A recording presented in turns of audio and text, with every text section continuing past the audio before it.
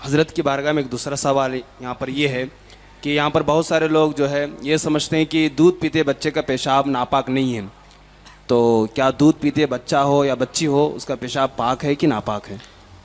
देखिए, अगर बच्चा 1 घंटे का भी हो और वो पेशाब करे तो उसका पेशाब ऐसे ही नापाक है जैसे 70 साल के बूढ़े का पेशाब नापाक है।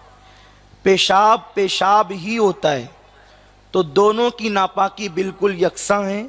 और ये मसला जो औरतें हैं उन्होंने गढ़ लिया है। बहुत से ऐसी औरतों में मसाइल गड़े हुए हैं कि आज तक उसका जवाब उनको कोई दे नहीं सका। आईना देखने से वज़ू टूटे, घुटना देखने से वज़ू टूटे, इस तरह के फजूल यानी कि मसाइल जो हैं उनके दरमियान हैं। जब तक के 40 दिन ना हो बच्चे की विलादत के बाद औरतें पाक नहीं होती।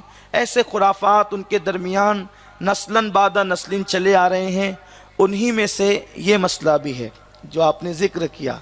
क्या मसला ज़िक्र किया आपने? बच्चे का पेशाब नापाक नहीं होता। आप गौर फरमाएं, पेशाब तो पेशाब ही है। अरे जब जानवर का पेशाब जो है वो नापाक होता है तो बच्चे का पेशाब नापाक क्यों नहीं हो? बकरी का पेशाब, और इस पर कितनी सख्त वईद है। वो बुखारी शरीफ की हदीस जो आप अक्सर सुनते हैं कि अल्लाह के हबीब अलैहिस्सलातु व तस्लीम जो है वो गुज़रे तो 2 कब्रों को मुलाहजा किया, तो हुज़ूर अलैहिस्सलाम का खच्चर जिस पर मेरे रसूल बैठे हुए थे वो बिदकने लगा। सहाबा ने इसकी हुज़ूर ये बिदकता क्यों है? तो आका अलैहिस्सलाम फरमाते हैं इन दोनों कब्रों पे अजाब हो रहा है इसलिए ये खच्चर बिदक रहा है। आप गौर फरमाएं, इससे हम ये कह सकते हैं कि जिस खच्चर पे हुजूर बैठ जाएं वो भी कब्रों के अंदर तक देखता है। जिस पर हुजूर बैठ जाएं वो भी कब्रों के अंदर तक देखता है।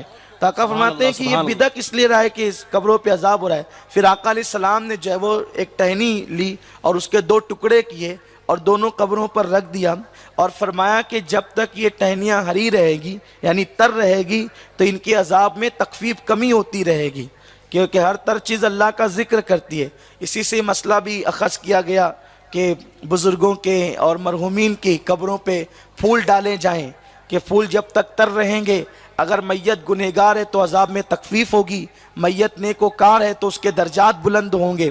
तो आका अलैहिस्सलाम ने जो है वो टहनी रखी और फिर फरमाया कि इन दोनों पर जो अजाब हो रहा है वो बहुत छोटे गुनाह की वजह से अजाब हो रहा है।